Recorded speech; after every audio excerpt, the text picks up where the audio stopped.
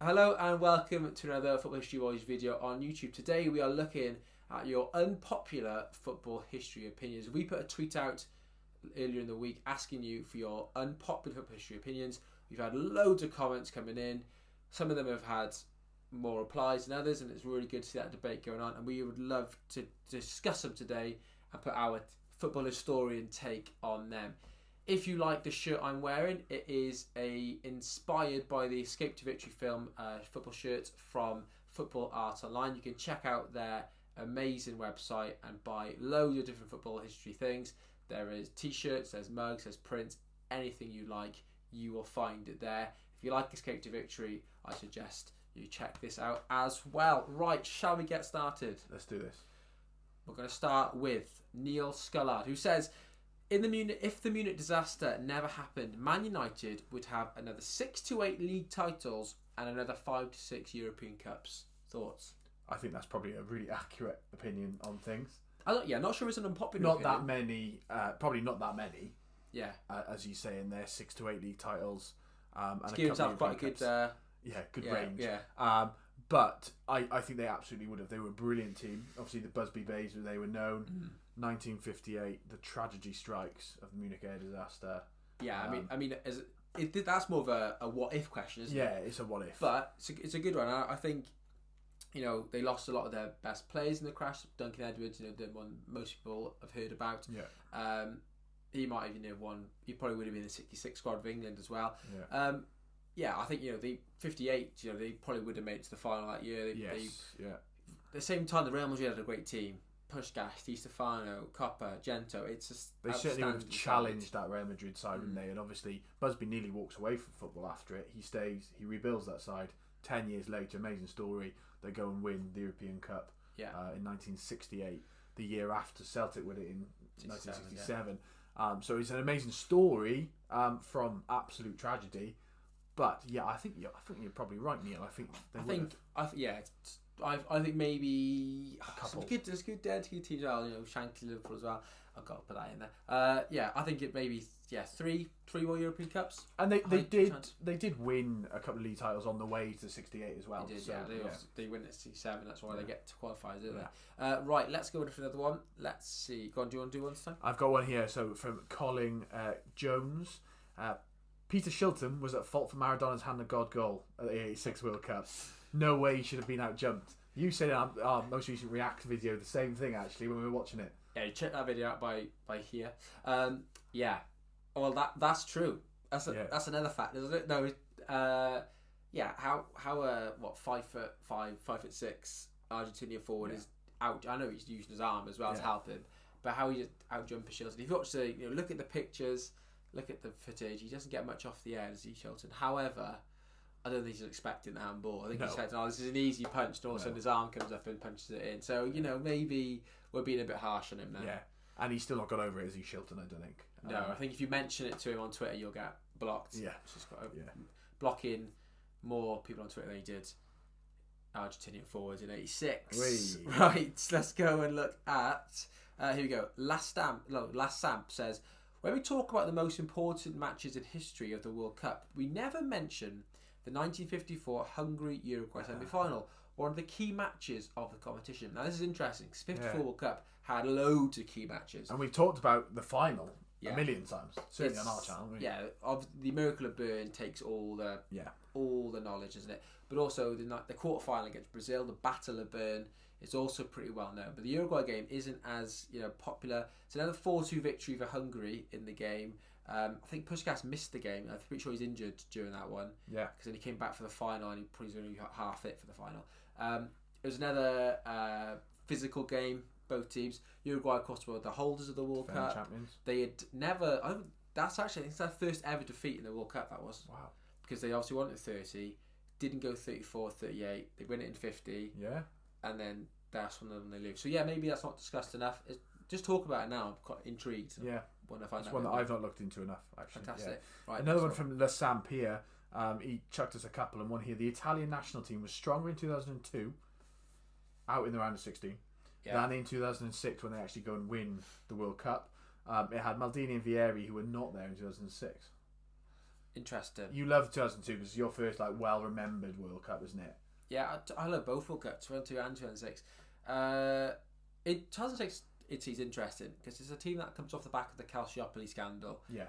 Italian domestic football is completely rocked. An absolute state, really, isn't it? Turned upside down because, well, Serie A, 90s, 2000s was the league everyone knew about. Yeah. The players you were the best to watch. The 2002 team is ridiculously strong. Maldini is, they got Maldini in it for a start. He's not there in 2006 because he's stopped playing for Italy by then.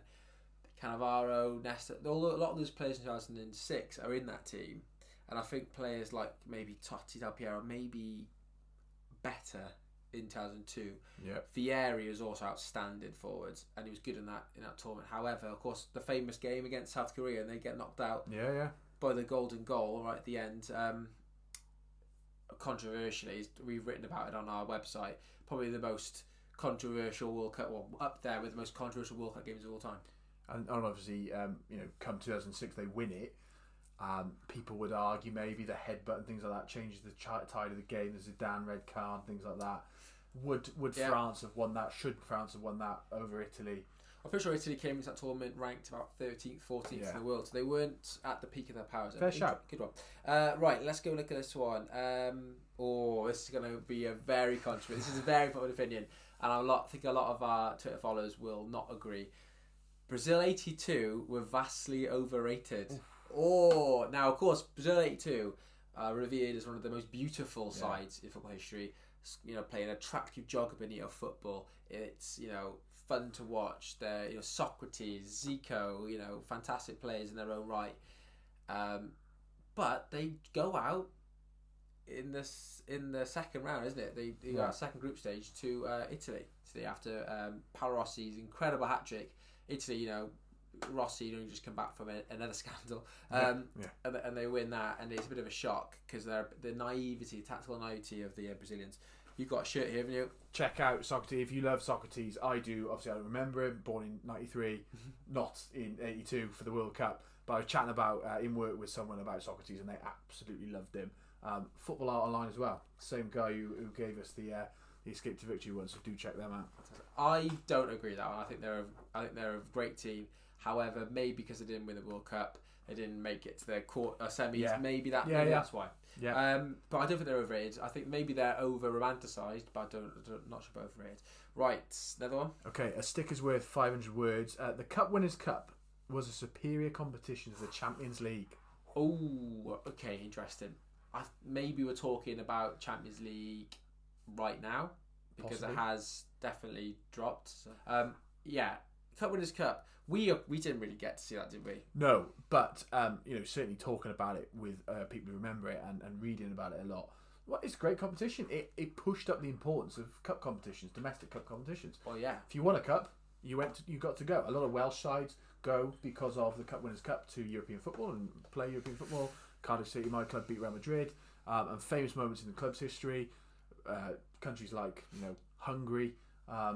Where Puskás and people like that obviously have been phenomenal in the 50s, but into the 60s and 70s, as you look at side like Honved get a chance again whilst they're not in their prime to go to the Cup Winners' Cup and play European football. It was a route, a little bit like what the Conference League is like, I suppose, but now if you look at the Conference League, you get in via 8th place in the Premier League, things like that.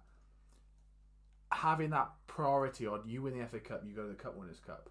I think it was great in terms of the variety of teams you get going. Yeah, I know some teams do really well. I think Chelsea won it quite a few times, didn't they? It was a good cup.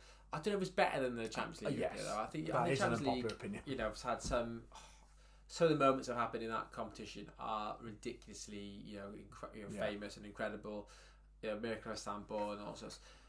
You might, if you were around at the time, you might be able to recall famous Cup Winners' Cup games, but I can't myself for my own ignorance of the tournament. But I'm not sure. But I would love to see some. The Conference League's there now, isn't it? To be kind of try and be a bit like it. But no, fantastic. And we've watched quite a few Europa League, Conference League games together. If we've gone to pub quiz on a Thursday, things like that. Some of them are brilliant. Some of them are absolutely brilliant games. The competition's better. Yeah. It's closer, isn't it? Yeah. Yeah. And Champions League these days is kind of like a quasi-closed league, isn't it? It's the same teams every single year. You know who's going to win it. You know, this year's semi-final or quarter-final is not much of a surprise. Right, here's another one. Brazil in the 2006 World Cup are overrated by football hipsters in 2024. They see R9, Ronaldinho, Adriano, Kaká, Roberto Carlos, and can't fathom how such a team never did it at a World Cup. Reality is it unbalanced and lacked a proper defence. Poor team. Now, you know what? I agree. I like a lot of your drafts unbalanced. Well, you can check out our drafts here. Yeah. I've written a article on our website pretty recently, I think last summer, all about Brazil at 2006 World Cup, saying football's biggest disappointment, which I personally are, for the players that I've just reeled off there. Outstanding team on paper, but manager Carlos Alberto Pereira, he's stuck in his ways from '94. Negative tactics. If you're a Brazilian manager, don't be negative. Yeah. Brazil want positive, attractive, beautiful football. Negativity just doesn't work. The players that want to do it. Yeah. He stifled Ronaldinho. Ronaldinho was at the peak of his powers. 2005, 2006. Yeah. He was best player in the world. So exciting. He was rubbish at the 2006 World Cup, and it was so disappointing. And like you say, those players. There was something like 4 Ballon d'Or winners in that team. They should have walked that. I think before it, we've done quite a bit of work on 2006 World Cup for me. Everyone thought they were going to win it easily. It was like, is there any point in anyone else turning up? It was a bit like when Spain won in 2010. Everyone was just like, yeah, they're going to win it. Yeah. Good one. Right, next one. I like that one. Okay, Mike Towers here. England's 1970 World Cup squad was better than the squad that won it in 66. It was just unlucky that they had to face Brazil, then West Germany in 70. Interesting. Okay. And now, a couple of people have replied to him saying it's not true actually, and I've heard this quite a lot. I think there's a fair shout, but how can you call the side that won it in 66 not as good as the side that won it in 70? I know what you mean. I know the 70 team. We've actually written Alfie Wilson for us wrote a really good piece all about this 70 team called England's maybe greatest heartbreak. Yeah. They did have a great team, and they obviously had all built on what they had sort of done and learned in 66, and they were maybe a better team for that experience behind them. So to go 2-0 up against Germany or West Germany in the quarterfinals and then lose 3-2 after extra time was obviously a bit of a shock to the system. But that that's also maybe not showing respect to the West Germany team. Yeah, which of course the 66 final. They got to 68 final of the Euros. They got to the 70 semi-finals. They won Euro 72.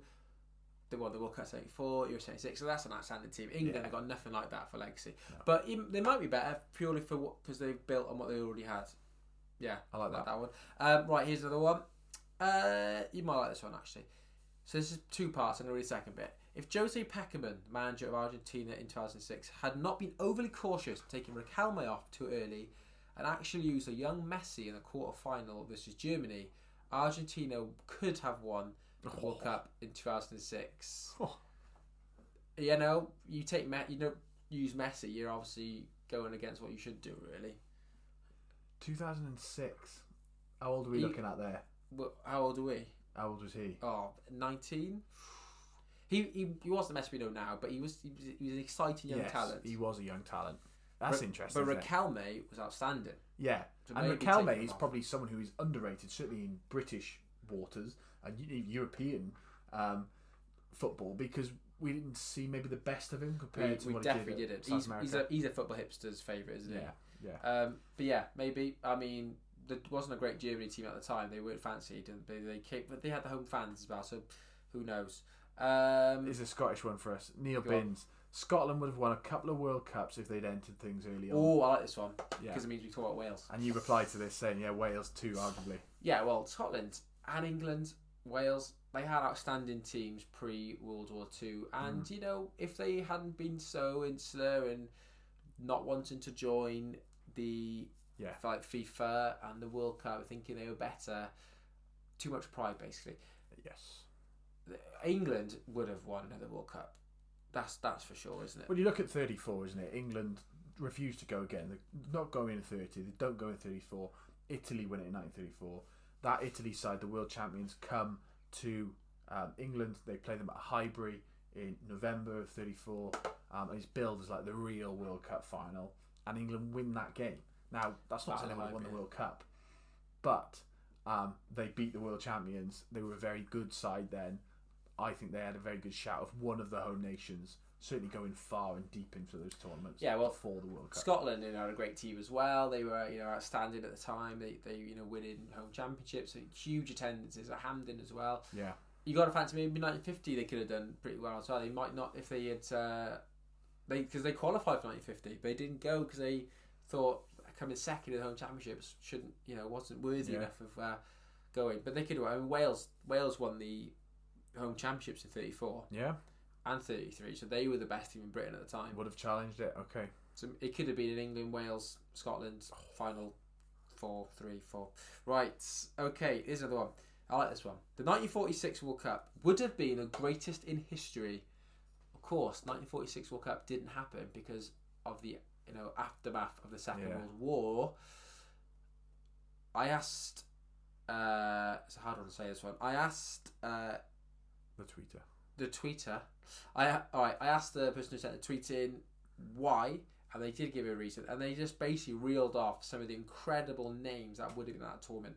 So we had Valentino Mazzola of the incredible Grande Torino side of Italy, Stanley Matthews, pretty much at his peak at that time. We never saw his peak because it was during the wartime friendlies. Zizinho from Brazil, Bekan, a young Puskás, Di Stefano and Kubala, all Puskás would have been pretty young there. Di Stefano and Kubala probably would have been pretty decent then. Although again, I don't think he was at his peak at 46 as well. I think he was only just sort of setting out and escaping Hungary at the time. It would have been good. For the names, I just think it never could have happened. I mean, 1946 is 9 months, a broken world, over removed from the end of VE and VJ Day. I think really I've written about this again on the site. 1948 Olympics, the austerity Olympics, are really key for bringing international sport back. Hosted in London, people sort of make their own uniforms. People put them up in B&Bs and things like that. There's no athletes' village. It's really the world comes together. 50 is the chance then where football comes back together, and they invite some of the nations that have been fighting against each other just 4 or 5 years earlier. So I don't think it ever would have happened, but potentially for some of the names that missed out. I've got one here from Amos Parr, just a quick one. Holland 88 were the worst team to win a major trophy in history. Van Basten, Gullit, Rijkaard. Interesting. Possibly weren't the greatest Dutch team ever. Definitely not. 74 were a better Dutch team. So when we talk about sides that never won it, Holland are one of those. Netherlands are one of those sides. But that's a controversial one. Yeah, Rinus Michels is the manager. Right, we're just going to show some other unpopular opinions on the screen now. So we have Clint Jones. Had Yugoslavia stayed together, they would have dominated international football in the 90s. Quite possibly. Make the Champions League for champions only from all UEFA leagues. So basically going back to the original European Cup idea. That would be quite interesting. I wouldn't mind seeing that. Obviously, that's never going to happen. This is one for a Welsh fan. So Clewin said, if you finish third in the Euro qualifiers, no playoffs. So yeah, maybe. Qatar 2022 was a brilliant World Cup. I think we said it was good, didn't we? Yeah. We got 1990s was the best decade of football. I think we also said that as well, didn't we?